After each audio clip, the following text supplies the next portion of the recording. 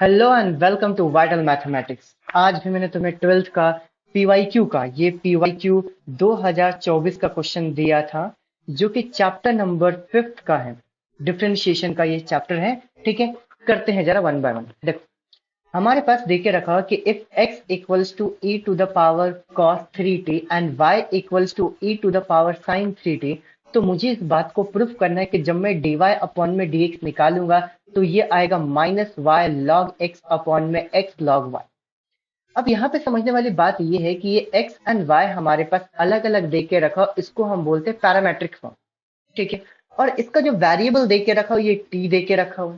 तो अगर मुझे यहाँ पर dy अपॉन में dx की वैल्यू निकालना है तो मुझे यहाँ पे ऊपर और नीचे डिवाइड करना पड़ेगा dy अपॉन में dt से, और नीचे भी dx अपॉन में dt से।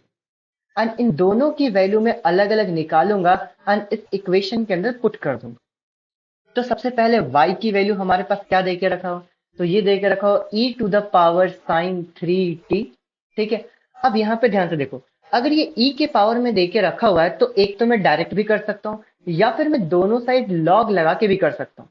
तो एक काम करते हैं, अपन इसको डायरेक्ट करते हैं with respect to chain rule लगा के, है ना। जब मैं इसको डिफरेंशिएट करूंगा तो मेरे पास क्या आ जाएगा, dy अपॉन में dt। सही है, and e to the power x का फॉर्मूला क्या होता है, e to the power x, तो इसको तो अपन एज इट इज लिख देंगे e to the power sine 3t। सही बात है। साइन 3t को जब मैं डिफरेंशिएट करूंगा तो साइन का क्या आता है, तो ये होता है मेरे पास cos, तो ये कितना हो जाएगा cos 3t। सही बात है। एंड जब मैं उसके अंदर जाऊंगा तो मुझे 3t दिख रहा है, और 3t को जब मैं करूंगा डिफरेंशिएट तो कितना आ जाएगा मेरे पास 3। ये हो गया मेरे पास dy अपॉन में dt की वैल्यू। अब लगे हाथों यहीं पे साइड में मैं x की वैल्यू लिखता हूँ। x की वैल्यू क्या देके रखा हुआ है, तो ये देके रखा हुआ e to the power cos 3t।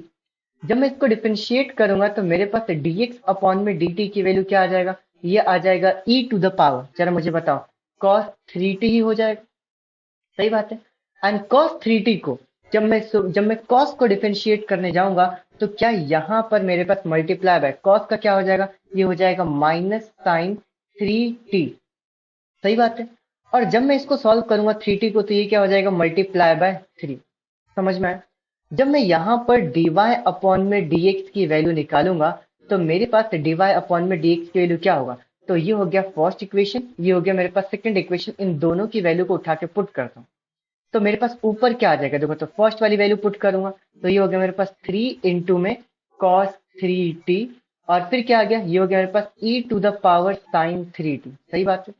Divided by, जब मैं नीचे डिवाइड करूंगा तो मेरे पास क्या आएगा, देखो ध्यान से, ये हमारे पास दे के रखा हुआ है 3, माइनस आगे लिख देता हूँ, ये हो गया मेरे पास साइन 3t। सही है। And e to the power, ये हो जाएगा e टू द पावर, ये हो गया मेरे पास cos 3t। समझ में आया।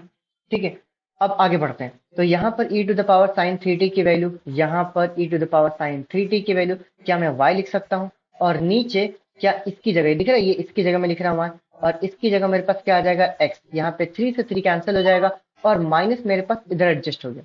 अब मेरे पास बच क्या गया है, अब मेरे पास बच गया है cos 3t, और इधर नीचे क्या बच गया, ये बच गया मेरे पास साइन 3t। अब आगे बढ़ते जरा। अब मुझे cos 3t and sin 3t की वैल्यू निकालनी है ना। अब ये कैसे निकलेगी, ये थोड़ा सा ट्रिकी चीज है, क्योंकि मुझे प्रूफ करना है log x and log y देके रखा हुआ है। देखो, हमारे पास x की वैल्यू, देखो दिख रहा है यहाँ पे x की value e to the power cos 3t, तो यहाँ पर x equals to e to the power cos 3t। सही बात है। फिर मैंने यहाँ पे क्या लिखा, जब मैं दोनों साइड log लूंगा तो क्या यहाँ पर हो जाएगा log x इक्वल्स टू, और यहाँ पर हो गया मेरे पास log e to the power cos 3t।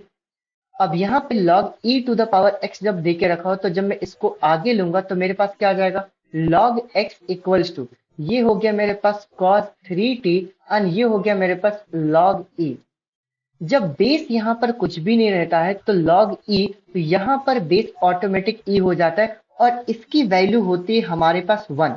तो क्या मैं इसको यहाँ पर ऐसा लिख सकता हूँ, log x equals to cos 3t। अभी समझ में आ रहा है कि ये 3t की जो वैल्यू है ये उठा के यहाँ पर अपने को पुट करना है।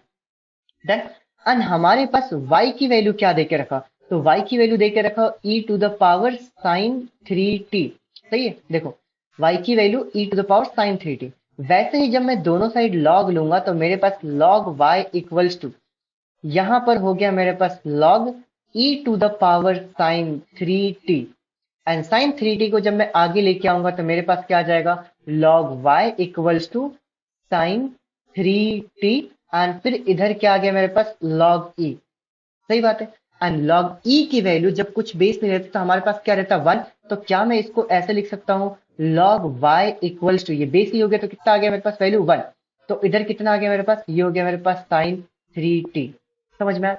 अब ये जो दोनों वैल्यू है हमारे पास है, cos 3t की वैल्यू log x, और यहां पर sin 3t की वैल्यू log y, इसको उठा के अपने को पुट करना। ठीक है, देखो ध्यान से। तो ये जो हमारे पास इक्वेशन आई थी, इसको मैं एक काम करता हूँ, थर्ड इक्वेशन मान लेता हूँ। देखो ये मेरे पास फर्स्ट इक्वेशन थी, ये मेरे पास सेकंड इक्वेशन थी, है ना। मैंने dy अपॉन में dx की वैल्यू निकाल लिया था, लेकिन जो मुझे चाहिए था वो नहीं निकाला था, है ना। तो यहाँ पे वापस से मैं यहाँ पे लिखता हूँ कि जो मैंने dy अपॉन में dx की वैल्यू निकाला था वो क्या निकाला था, तो ये हो गया मेरे पास माइनस y अपॉन में x, तो ये हो गया y अपॉन में x, एंड फिर cos 3t दिख रहा है, तो यहाँ पर cos 3t की जगह मैं क्या पुट करूंगा, log x, तो ये हो गया मेरे पास log x, and sin 3t की जगह क्या पुट करूंगा, तो यहाँ पर हो गया मेरे पास log y, एंड ये हो गया मेरे पास ओवरऑल आंसर। जो मुझे प्रूफ करना था वो मैं प्रूफ कर चुका हूं। ये हो गया मेरे पास 26, ठीक है, और ये हो गया इसका आंसर। मुझे उम्मीद है आप सभी को समझ में आया होगा। अगर समझ में आया है तो लाइक करके जाना है, कमेंट में मुझे बताना है कि क्या कैसे समझ में आ रहा है तुम्हें, और डेली क्वेश्चन करने के बाद मुझे इस नंबर पे 8982668136 इसके ऊपर मुझे भेज देना है। Once again thank you so much, bye bye.